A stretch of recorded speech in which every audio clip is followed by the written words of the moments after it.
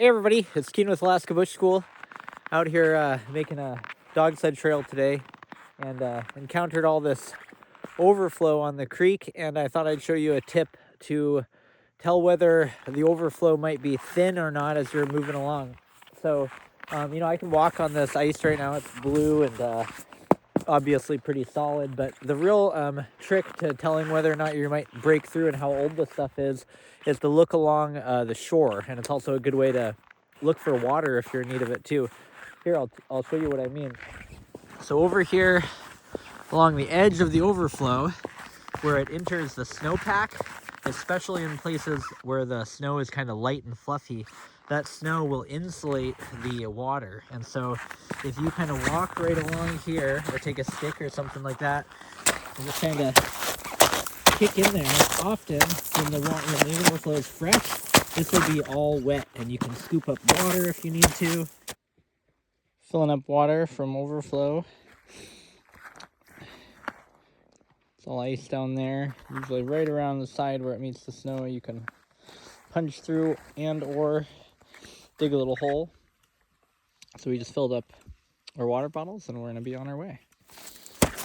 And I'm not finding any water at all, which means this stuff has been frozen a good while, which makes sense because we had a warming spell a few weeks ago. So that's probably where this stuff is from. So I feel pretty confident now.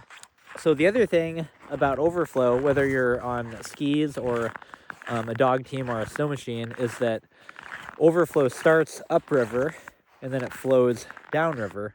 And if you think about where it kind of burbles out, it starts flowing and then it kind of continues through the snow. So typically when you're upriver, the overflow will be frozen.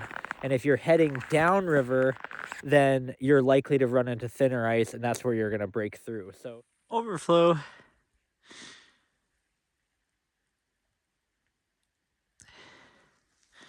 So it's making the river so fast right now. 5:30 on day 6.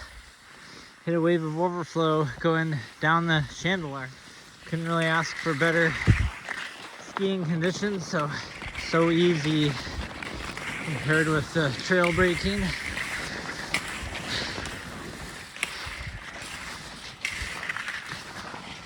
Really glad we decided to go downriver. Woohoo!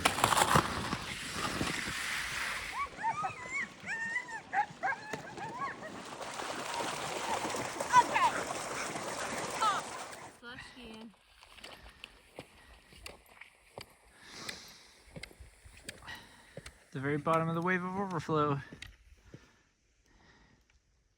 So when you're going upriver, often when you first see overflow is where you're most likely to get stuck right away, and you'll often see the kind of steam, rising up from the bottom of the overflow. You can go around, get on top of the ice again, and then usually you're home free as you get farther upriver. So just remember that downriver is where the overflow is likely to be wet. Farther upriver is going to be more frozen if it's part of that same wave of overflow. All right, well, enjoy being outside and don't get yourself wet and overflow.